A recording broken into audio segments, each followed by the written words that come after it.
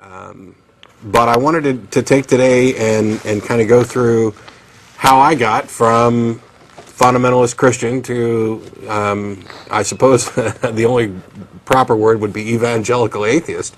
It's hard to say that I'm just an atheist when obviously I'm, perpetually on TV talking about why. And so background, I was raised in a normal Southern Baptist home, or in Missouri. My parents were regular Southern Baptist Christian people, as were my grandparents. Went to church, was, drugged to church, I suppose, as a little kid, like a lot of people were. And around the age of 5 or so, at a revival meeting, I walked down the aisle along with a bunch of other people to accept Jesus into my heart, because everybody wants to go to heaven. And in retrospect, looking back on that, it might explain why I have such an objection to people indoctrinating children into beliefs at an early age. I'm not saying it's you teach your kids right from wrong and morals and everything, but I've heard it said in much the same way that we don't refer to a 5-year-old as a 5-year-old Republican or a 5-year-old Democrat. It's wrong to call them a 5-year-old Southern Baptist or a 5-year-old Catholic or whatever else, until you've actually reached the age of reason and been presented with the information, the arguments. Sure, you can still believe, but you can also believe in Santa Claus or the Easter Bunny or any number of things. You haven't actually processed and considered the evidence. When we talk about atheism on the show, you can be an atheist for all kinds of reasons. A lot of people, make accusations against some of us. You don't really disbelieve in God. You believe in Him, you just don't acknowledge Him, or you're mad at Him, or something bad happened to you, and now you're ticked off at God, and you're out to get anybody who still wants to believe. And I'm sure there are plenty of people out there calling themselves atheists who may fit that kind of description, because in much the same way that everybody doesn't become a Christian for the same reasons, or a Buddhist, or a Hindu, or a Muslim, or whatever, you don't always become an atheist for the same reason. I am an atheist for a very different reason, and as I go through this, I think it'll be kind of clear that I'm definitely not one of those who got mad at God and looked for a way to write God out of my life or tick off the people who do believe in God. So I was pretty much a normal kid after that. Had accepted Jesus as my Savior at about the age of 5. Went to church regularly along with everybody else, and there was a period of time in my teens where I was actually more active than my parents were. It was no longer an issue of, okay, you're getting dressed and you're going to church. I was in church Sunday morning, Sunday night. Monday night was visitation. Tuesday night was, I believe, the youth group, or maybe that was Thursday night. Wednesday night was normal services. Basically, almost every day of the week, there was something going on. And I was involved. It was completely out of choice, and we would not only do like summer camp, Baptist camp, whatever, we did mission outreach stuff. We would take a bus over to Illinois and help repair and rebuild an old church, and good charitable things and witnessing and visiting with people who visited the church on Sunday, and that was all important to me because there was no doubt I was a true believer in doing what I needed to do. I was not the perfect church-going teen. I got in my fair share of trouble for all kinds of things, like any other teen. But to say that my experience was atypical would be, in a way, right, and in a way, wrong. It was probably more religious than the average person.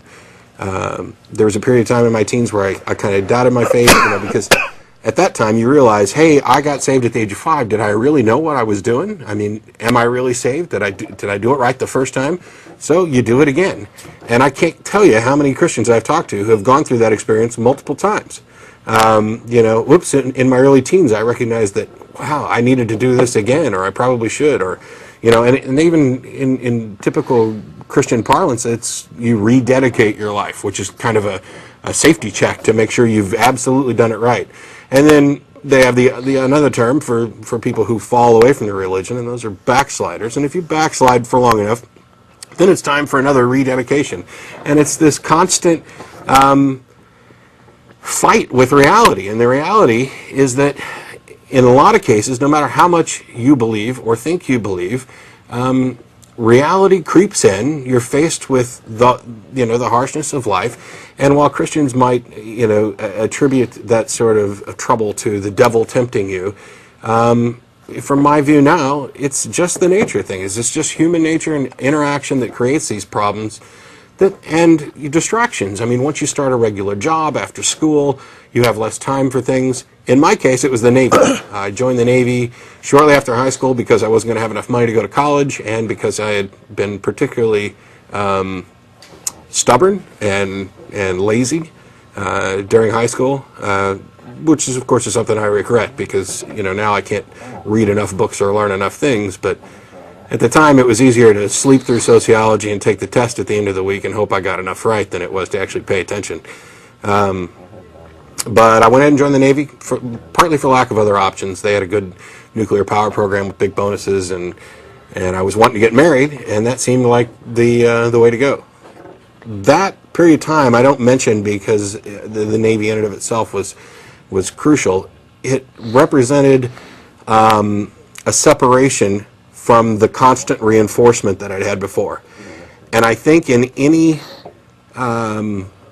journey from religiousness to atheism or agnosticism, or however you end up characterizing yourself, you have to have that separation. If you're in church every week, several times a week, and you're always around church-going people, you have a level of constant reinforcement where you're feeling you belong to something, and you're with a whole lot of other people who, anytime you doubt, you can just look at them and, well, they believe it, so clearly my doubts must not be, reasonable. So during that time in the Navy, I did normal things, and I still believed it, but it was like a cooling off period that I think everybody needs in a sense. Nobody comes straight out of a Sunday morning service, reads a book, and becomes an atheist, or at least nobody I've met. But after the Navy, which I was in the Navy for about 8 years, I left and I moved to Austin and decided, I was working for Dell at the time, decided that I needed to get my life back on track with regard to religion and Jesus. And so I started considering things and began to have doubts about what I believed and why.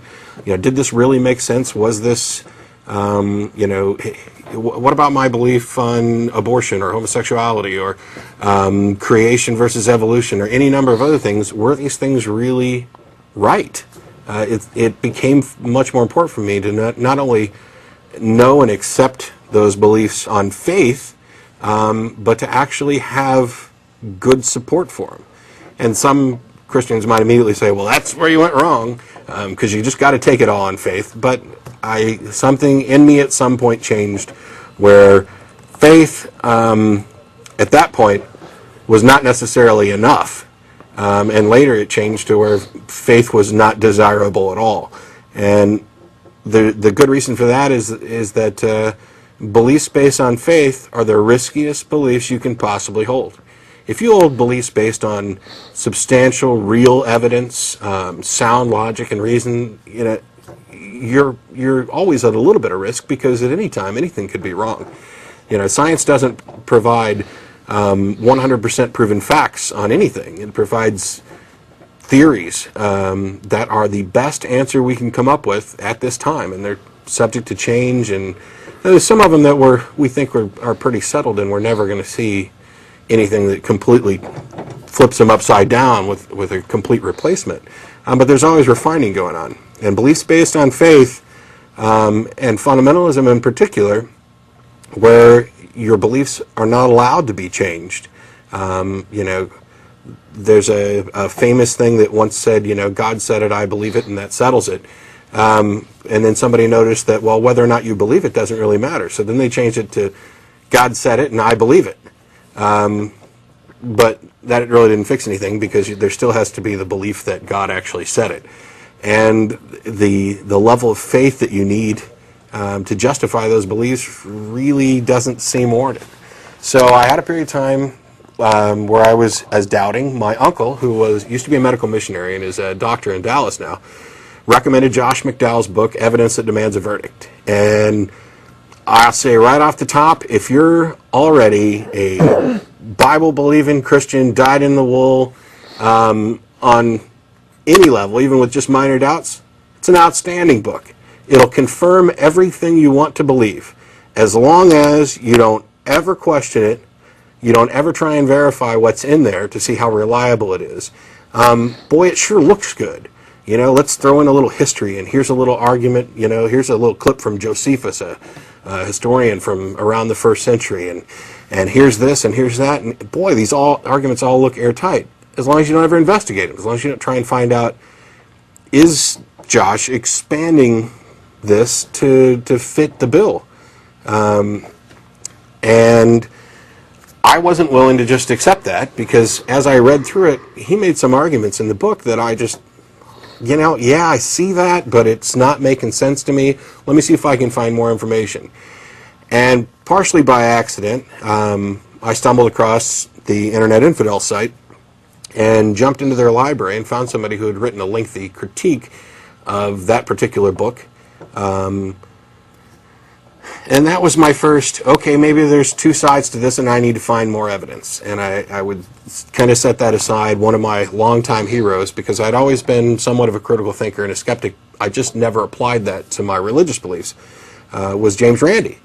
And in reading his site, he has recently changed things a little bit, but it used to be he didn't comment on religion. I mean, it was well known he was an atheist and was against all sorts of flummery and scams and superstitious nonsense. And of course, he's got the $1 million challenge, or award. It's not actually a challenge. If you make any supernatural, occult claim, whatever, dowsing, reading minds, and you can prove it under test conditions, you get $1 million. Just that simple. So if you think you can read tarot cards and tell people their future, or read stars and tell them their future, if you know for sure you've got ghosts and you can prove it, dowsing, healing touch, homeopathy, acupuncture, whatever, all you have to do is demonstrate under test conditions and you get $1 million. So far nobody's passed the preliminary at all. And yeah, there's debate on that, but that's kind of off the topic. It's mostly ad hoc complaints that, well, it wasn't fair because there were skeptics around and their negative energy was stopping me from being able to perform properly, which is a bunch of crap. If then they didn't just need to prove the negative energy and everything, it'd be fine. The content of this video is produced by the Atheist Community of Austin, a nonprofit educational organization promoting positive atheism and the separation of church and state. If you enjoyed this content and are willing and able to provide a donation, please visit the website below.